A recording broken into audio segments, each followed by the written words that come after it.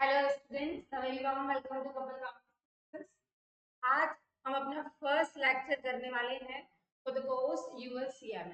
आज हम वाले कोर्स के बारे में जानेंगे कि इसमें एग्जाम होते हैं, एग्जाम में कौन कौन से सब्जेक्ट आते हैं, क्या एग्जाम पैटर्न रहेगा, कितने बार आपका साल में एग्जाम लगता है, कौन सा पार्ट आपको पहले देना है, कौन सा बाद में देना है। तो this is just a orientation lecture जिसमें हम यूएससीएम कोर्स के बारे में कुछ डिटेल्स जानेंगे। फर्दर डिटेल्स हम अपनी क्लासेस में कवर करेंगे धीरे धीरे जैसे हम अपना सिलेबस कवर करेंगे। तो अगर किसी बच्चे को जानना है कि भाई यूएससीए में क्या होता है, क्या कोर्स पैटर्न है, क्या सब्जेक्ट है, कितने सेक्शन है, कौन सा है, तो आज इस वीडियो के थ्रू हम ये सारी वंस अगेन वार्म वेलकम। आज हम स्टार्ट करते हैं। देखो,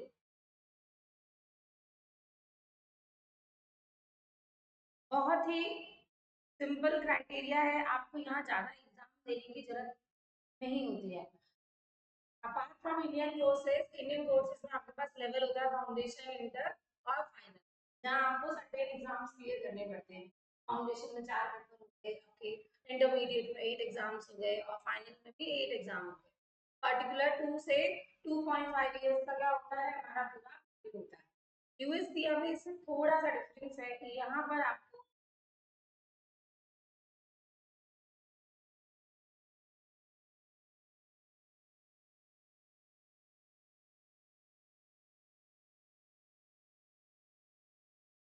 दो पार्ट में एग्जाम देना है।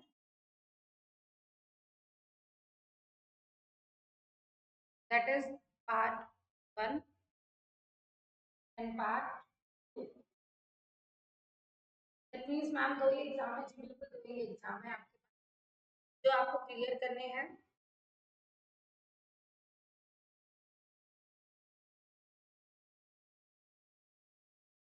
चलिए, तो दो पार्ट में आपका एग्जाम डिवाइडेड है, दैट इज पार्ट 1 और पार्ट 2। तो आपको इसमें यहाँ पर दो ही एग्जाम देने होते हैं।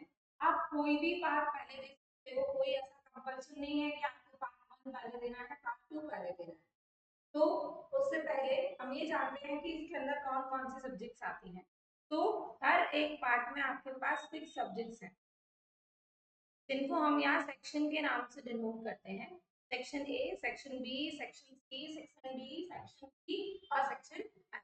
तो जो फर्स्ट सेक्शन है सेक्शन ए, तो पार्ट 1 का जो सेक्शन ए है वो है external financial reporting. Basically all about accounts. जो हम बेसिक अकाउंट पढ़ते हैं, बेसिक से लेके एडवांस लेवल तक यहाँ अकाउंटिंग सीखनी है। सबसे अच्छी बात है एग्जाम में जो इसका परसेंटेज है वो भी डिफाइन करके देते हैं, 15%। तो इसका मतलब जो पार्ट 1 है उसमें से 15% पेपर बनेगा, इसका मतलब ये है। चलो, सेकंड आता है planning, budgeting and forecasting. Planning, budgeting, forecasting में से 20% का वेटेज है। जैसे आपका पेपर बनेगा 20 करके 100% सिलेबस डिफाइन होता है। जो सेक्शन सी है आपका वो है परफॉर्मेंस मैनेजमेंट।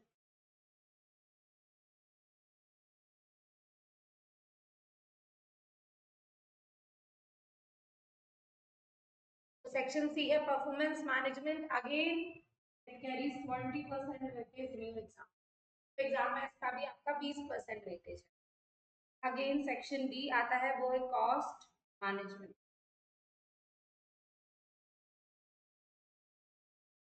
कॉस्ट मैनेजमेंट का वेटेज है आपका 15%। सेक्शन डी कॉस्ट मैनेजमेंट का वेटेज है 15%। उसके बाद section E internal controls,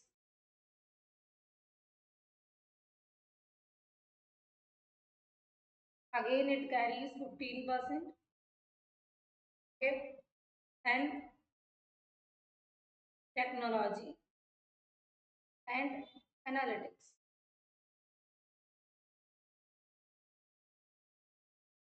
it also carries 15%.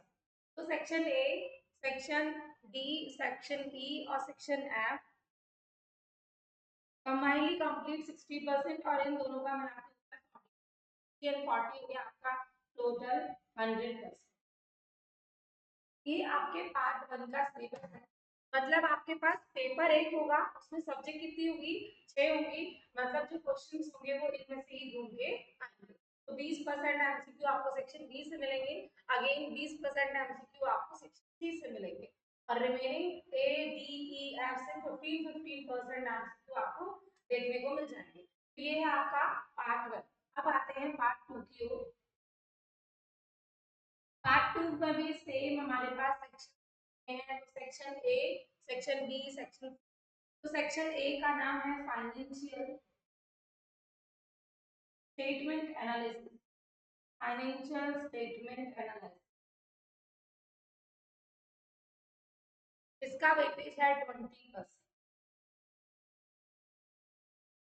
याद होगा आपको 12th क्लास में हमने चैप्टर पढ़े थे कंपैरेटिव कॉमन साइंस ना, रेशियो एनालिसिस। यहाँ वही है, यहाँ हम कंपनी के फाइनेंशियल स्टेटमेंट को एनालाइज करना सीखेंगे। तो सेक्शन ए है उसमें है आपका फाइनेंशियल स्टेटमेंट एनालिसिस। सेकंड है आपका कॉर्पोरेट फाइनेंस, बहुत ही प्यारा सेक्शन है, बहुत ही अच्छा। यहाँ हम फाइनेंसिंग सीखेंगे, कंपनी कहाँ कहाँ से करती है, कौन कौन से रिस्क को कंपनी कम करती है, hedge करती है। तो इसका वेटेज है वो अगेन है आपका। नेक्स्ट आता है सेक्शन सी, डिसीजन एनालिसिस।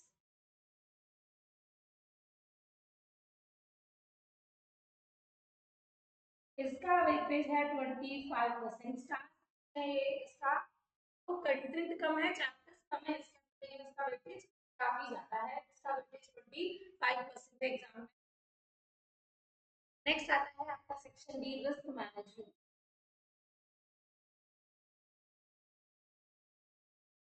इसका वेटेज है अगेन 10%।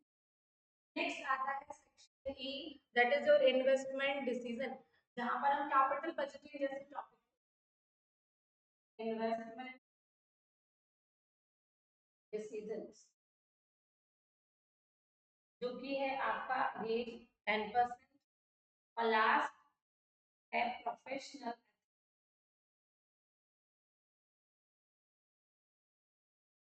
का वेटेज है आपका कॉम्प्रिहेंसिवली, ये हो जाएगा आपका 100%। तो 100% दोनों का वेटेज रहेगा आपका। अलग अलग सेक्शन वाइज यहाँ पर इंस्टीट्यूट ने ही आपको उनका वेटेज दे रखा है, section A B C D E F. इसका मतलब पेपर 2 होंगे, एक पेपर में 6 टॉपिक्स से क्या आएंगे, क्वेश्चन आएंगे। टॉपिक्स मतलब आप छोटी छोटी सब्जेक्ट्स भी बोल सकते हो, इनके पार्ट भी बोल सकते हो, बस आपको यही पढ़ना है। आपकी जो मर्जी पढ़े, आप वो पार्ट पहले दे सकते हो, पार्ट 1 भी पहले दे सकते हो, पार्ट 2 भी पहले दे सकते हो, अकॉर्डिंग टू योर इंटरेस्ट और टेस्ट, जैसा आपको अच्छा लग रहा है पढ़ने में, तो आप वो पार्ट पहले दे सकते हो। ठीक है, बहुत सारे स्टूडेंट्स होते हैं जो पहले पार्ट 2 देते हैं, बहुत सारे स्टूडेंट्स जो पहले पार्ट 1 देते हैं, पार्ट 2 देते हैं।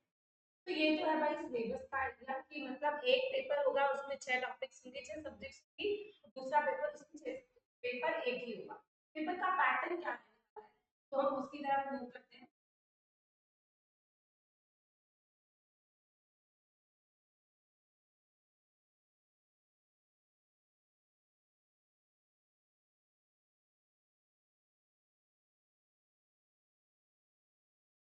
अगर पेपर पैटर्न की बात करें,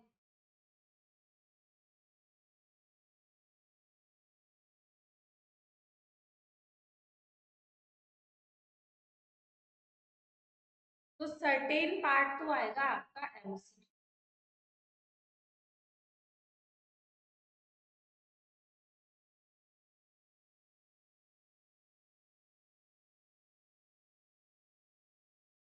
और रिमेनिंग आएगा आपका केस बेस्ड।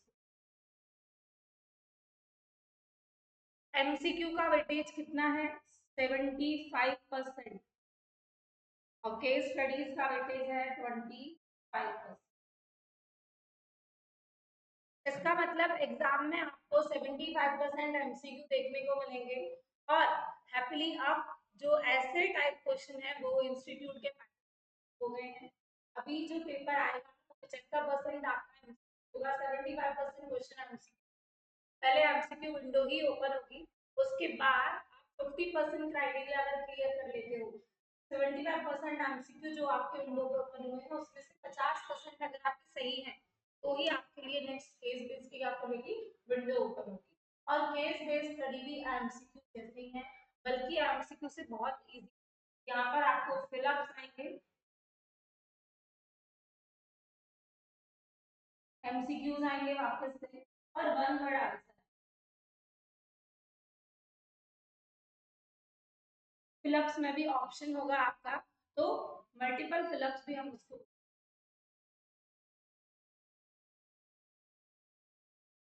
तो मतलब लिखने का कुछ नहीं है, टाइपिंग का कुछ नहीं है, बिल्कुल नहीं है।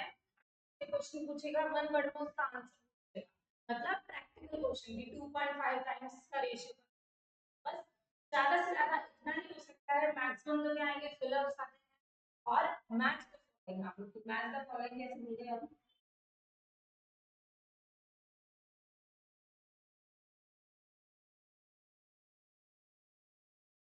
तो ये है आपका पेपर पैटर्न। तो मतलब हम ऐसा बोल सकते हैं कि पूरा पेपर एमसीक्यू बेस्ड है। अगर हम बोले थ्योरीली तो पूरा पेपर क्या है, एमसीक्यू बेस ही है। कोई आपको यहाँ रिटन एग्जाम नहीं देना, कोई सब्जेक्टिव पेपर नहीं देना। तो सबसे ज्यादा जो आपको फोकस करना है वो किस पे करना है, आपके कॉन्सेप्ट पे फोकस करना है।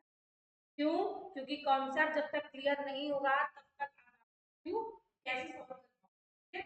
तो पूरा पेपर कैसे आएगा, एमसीक्यू पैटर्न से आएगा। ठीक है।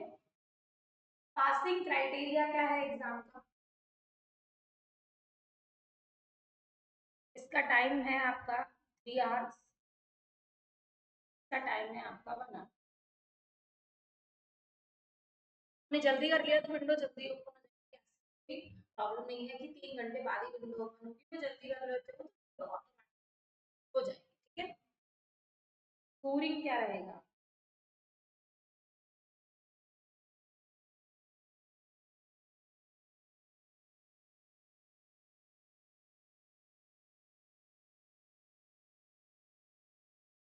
Three sixty out of 500। ये आपके मिनिमम मार्क्स हैं जो आने चाहिए पास होने। मतलब 360 नंबर पे आप क्या माने जाओगे, पास माने जाओगे। तो रफली ये कितना बनता है, 72%। तो 500 में से अगर आपके 360 नंबर आते हैं या उससे ज्यादा आते हैं तो आपका जो पार्ट वन है, पार्ट टू है, जो भी आपने पहले दिया है वो क्या हो चुका है, क्लियर हो चुका है। ठीक है। पेपर का पैटर्न कैसा रहेगा, पूरा एमसीक्यू रहेगा। सबसे पहले आप पूरा पेपर आपका कंप्यूटर बेस्ड रहेगा, कंप्यूटर बेस्ड एग्जाम है।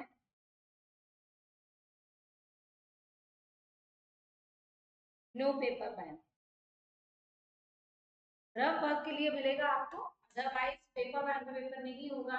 पेपर आपका सिस्टम पे होगा, कंप्यूटर पे होगा, सामने स्क्रीन होगी, आपके सामने क्वेश्चन आएगा, आपको सॉल्व करना है। मान लेते हैं सबसे पहले एमसीक्यू विंडो आपकी ओपन होती है।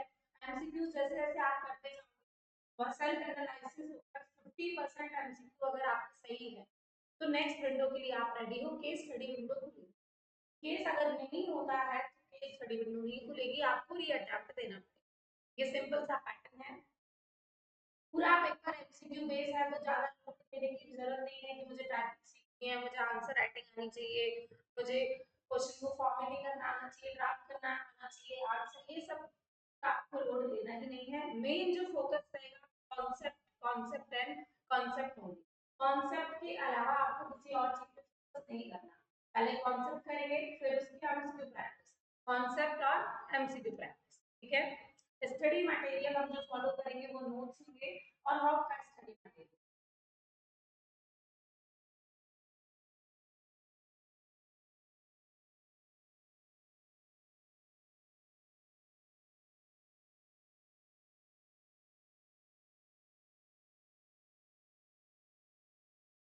हैंड रिटन क्लास नोट्स हम फॉलो करेंगे एंड हाउ का स्टडी मटेरियल।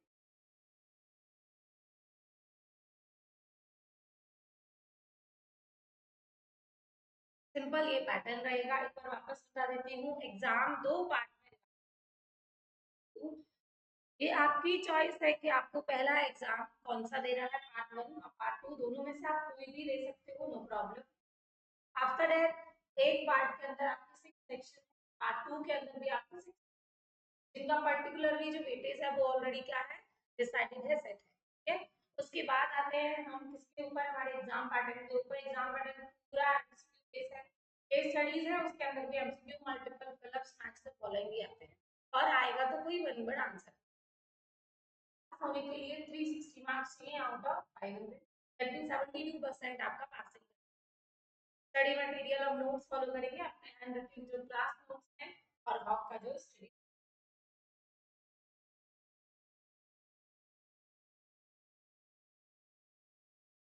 पेपर का जो लेवल आता है वो इजी टू मॉडरेट आता है।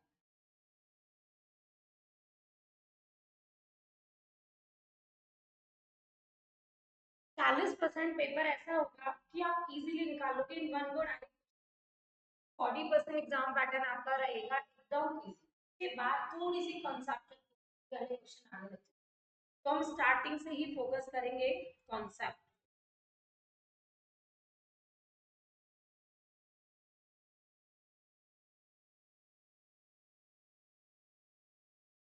ठीक है, अब हम बात करें कि कौन कौन ये एग्जाम दे सकता है, एलिजिबिलिटी क्या रहेगी। तो जो 12th पास स्टूडेंट है, सबसे छोटी एलिजिबिलिटी है 12th पास एग्जाम के लिए प्रिपेयर हो सकते हैं। तो 12th pass student also appear for USCM।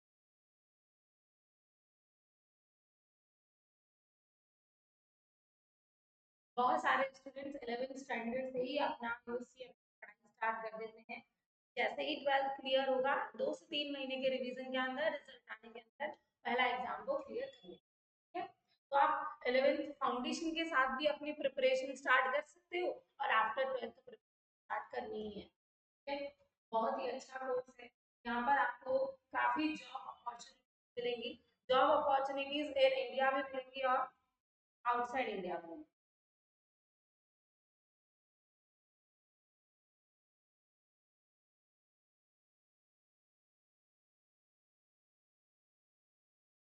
तो बच्चों को बहुत डाउट रहता है कि भारत में तो मिलेगी नहीं मिलेगी, कोर्स यूएसए में है, इसका मतलब ये नहीं है कि प्रोफेशनल रिकॉग्निशन इन इंडिया नहीं है।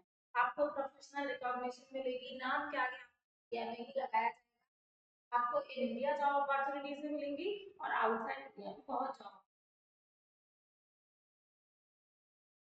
इन इंडिया आपको बिग 4 एंड एमएनसीज में भी जॉब मिलेगी।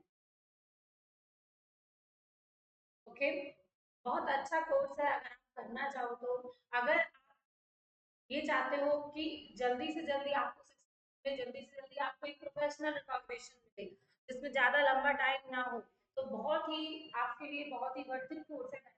USC 2 ही पेपर है, आपको मेहनत करके दोनों पेपर क्लियर करने हैं। ज्यादा लोड भी नहीं है कि 6 ही सब्जेक्ट्स हैं, आपको प्रॉपर तरीके से पढ़नी है, प्रैक्टिस करनी है और एग्जाम तैयार होना है। ठीक है, चाहो तो आप विद इन 6 मंथ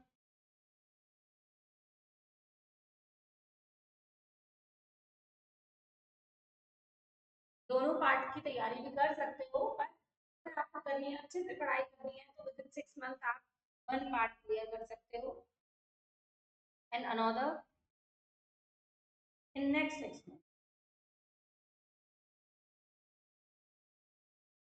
स्टार्टिंग में 6 महीने आप पहला पार्ट पढ़ो, एग्जाम दो, फिर 6 महीने दूसरा पार्ट पढ़ो, एग्जाम दो। मतलब विद इन अ ईयर आप ये कंप्लीट कर सकते हो, बिल्कुल with in 6 to 12 months in complete your both exam part.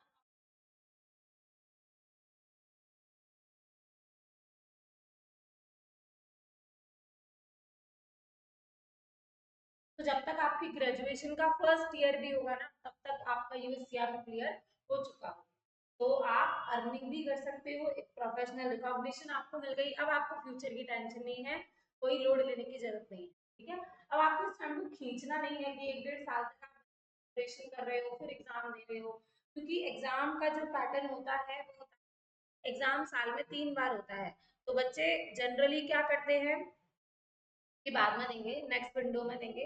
अच्छा, एग्जाम विंडो भी मैं आपको बता देती हूँ।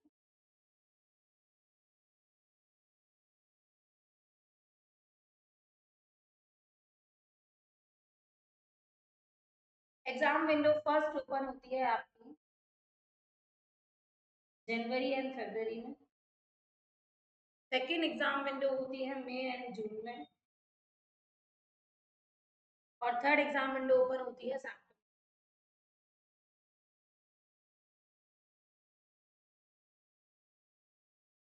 साल में 3 बार एग्जाम होगा, मतलब एक साल में 3 अटेम्प्ट आप दे सकते हो आराम से। तो अगर आपको जैन फेब वाली विंडो में एग्जाम करना है, मार्च में आपका एग्जाम हो जाएगा, मई जून विंडो ओपन होगी, जुलाई में एग्जाम हो जाएगा, सितंबर अक्टूबर नवंबर में एग्जाम।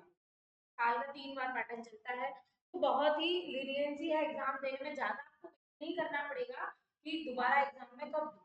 तो अगर आपने फर्स्ट विंडो में नहीं दिया तो आप सेकंड विंडो में इजीली दे सकते हैं।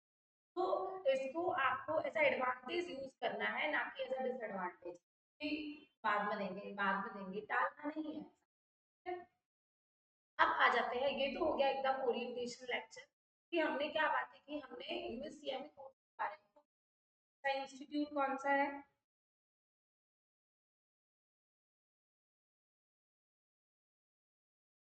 जो प्रोफेशनल रेगुलेटरी अथॉरिटी है,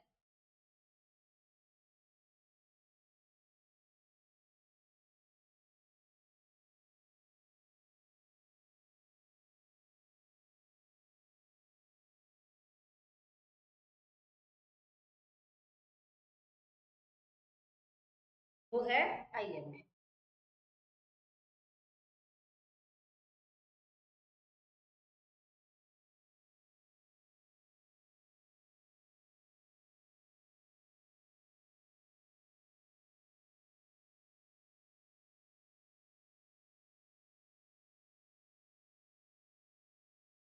इंस्टीट्यूट ऑफ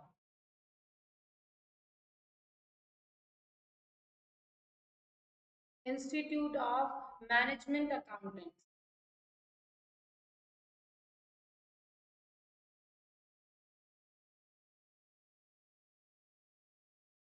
ये आपकी बॉडी है जो एग्जाम कंडक्ट करवाती है ना, रेगुलेटरी अथॉरिटी है जो कोर्स के बारे में आपको थोड़ी स्टडी है। तो एग्जाम तो कंडक्ट करवाएंगे, तो कौन है आपकी आईएमए। ठीक है, आईएमए के थ्रू ही आपको परमिशन और डिग्री मिलेगी। ठीक है, चलो।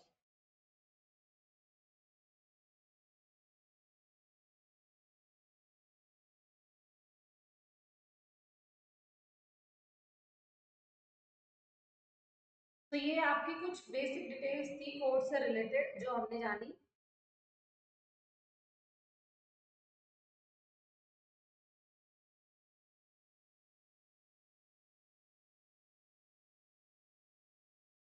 कि हमारा एग्जाम 2 पार्ट में डिवाइड है, पार्ट 1। फिर हमने इनका वेटेज भी देख लिया है।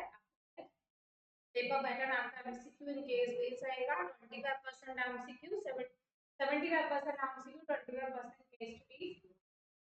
पासिंग क्राइटेरिया है आपका 360 out of 500, you have to score 72% for clearing the examination. Study material हम अपने नोट्स फॉलो करेंगे और हम आपका स्टडी मटेरियल भी रेफर करेंगे।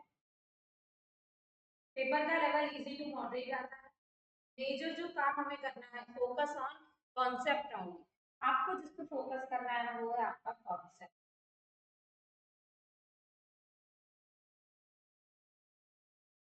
कॉन्सेप्चुअल क्लैरिटी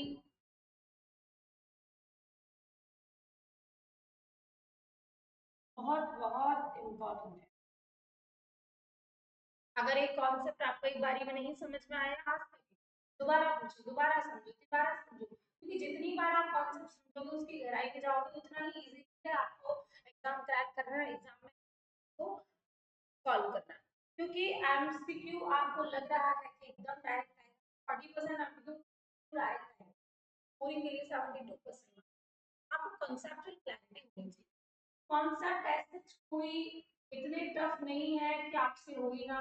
बेसिक अगर आप देखोगे सिलेबस में 11th क्लास के, प्रॉब्लम ये है कि 11th क्लास में हम थ्योरी पढ़ते हैं, डायरेक्ट क्वेश्चन सॉल्व करते हैं। हमने बिजनेस स्टडीज इकोनॉमिक्स में थ्योरी पढ़ी कि एग्जाम को बात हमने वो पढ़ा एग्जाम क्लियर करने के लिए, ना कि लॉन्ग टर्म मुझे वो रिटेन रहे उसकी।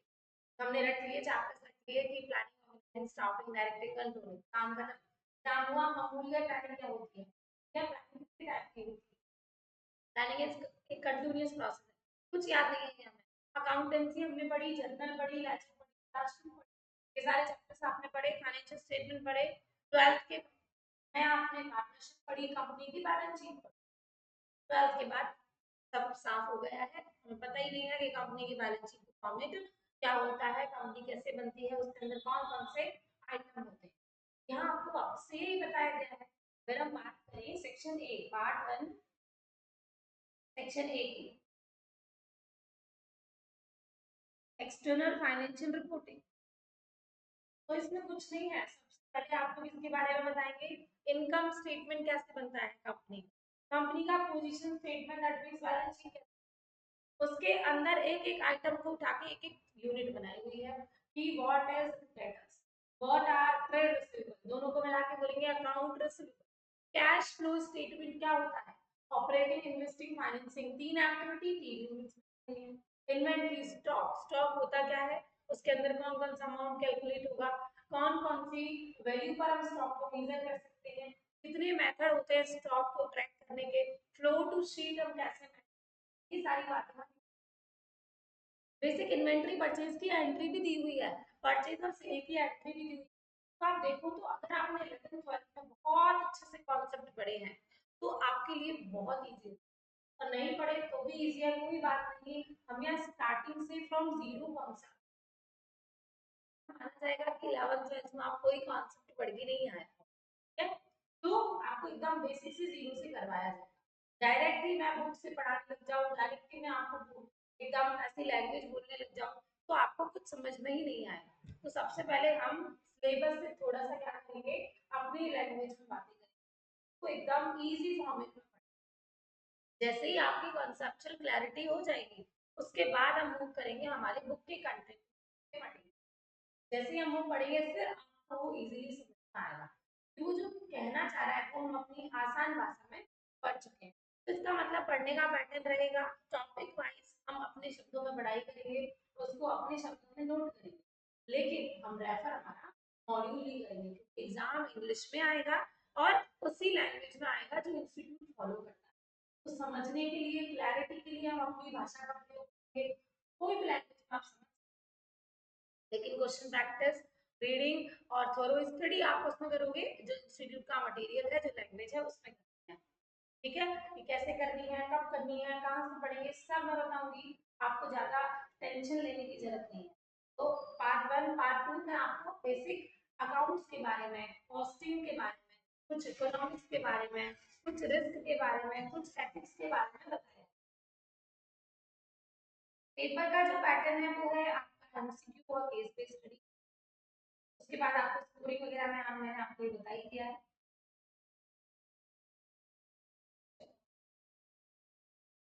तो ये रहा कोर्स के बारे में सारी।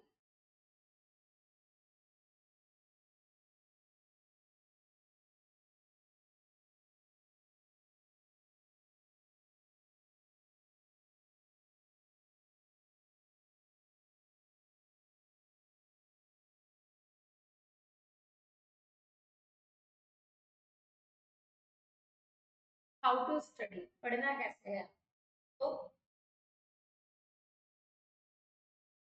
आपको क्लास नोट्स बनाने हैं,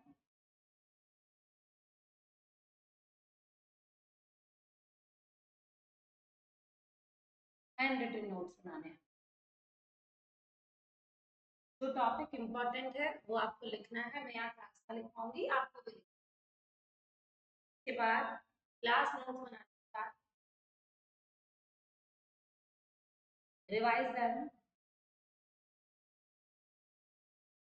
उनको घर जाके एक बार रिवाइज करना है।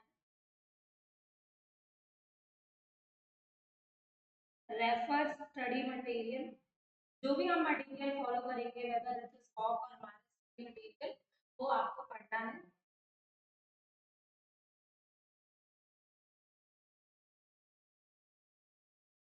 फिर हमें एमसीक्यू प्रैक्टिस, सिंपल सा पैटर्न है, ये रामबाण अगर आप फॉलो करोगे तो आराम से आपका पेपर क्लियर हो जाएगा और आराम से आप पढ़ोगे भी, आपको इंटरेस्ट भी आएगा, आपको मजा भी आएगा।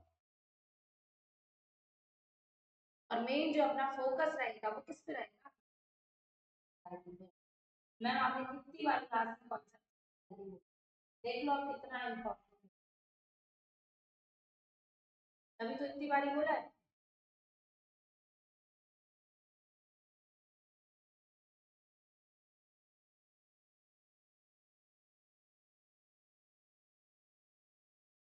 तो ये आपका रोड मैप है कि आपको इस तरीके से ये स्टेप बाय स्टेप आपको चीजें फॉलो करनी। तो this is just an orientation lecture जहां हमने बस कोर्स के बारे में कुछ डिटेल जानी है। हम अपनी सब्जेक्टिव जो स्टडी है वो हमारी फर्स्ट क्लास में स्टार्ट करेंगे, डे 1 की क्लास में। रेगुलर बैच वाली की क्लास रहेगी जो सेम लेक्चर हमारी रेगुलर क्लास का होगा। तो ये था आपकी कोर्स के बारे में डिटेल। मिलते हैं हम अपनी क्लास में, हम सेक्शन ए के बारे में पढ़ाई करेंगे, सेक्शन ए के पार्ट 1 के बारे में पढ़ाई करेंगे। पार्ट 1 का सेक्शन ए दैट इज जहाँ हम बेसिक अकाउंट्स के बारे में जानेंगे, ठीक है। उसके बाद मैं आपको नोट्स लिखना भी बताऊंगी, कैसे हमें नोट्स लिखने हैं, कौन सा मटेरियल हमें फॉलो करना है। तो जो प्रॉपर हमारी पढ़ाई होगी कोर्स की वो हम नेक्स्ट क्लास में करेंगे। तब तक के लिए बने रहिए। अगर आपको कोई भी और चाहिए तो मैं डिस्क्रिप्शन में आपको नंबर प्रोवाइड कर दूंगी, आप वहाँ काउंसलर से कॉल कर सकते हैं, उनसे बात कर सकते हैं, कोई भी आपको फर्दर जानकारी चाहिए तो आप कॉन्टेक्ट कर सकते हैं। और अगर आपको डेमो लेक्चर्स भी देखने हैं तो कपिल कॉमर्स करो, वहाँ आपको फ्री कंटेंट में यूएससीएम के हर एक सेक्शन के क्या मिल जाएंगे, डेमो लेक्चर्स मिल जाएंगे। तो वहाँ से आपको भी कंफर्म हो जाएगा, ठीक है।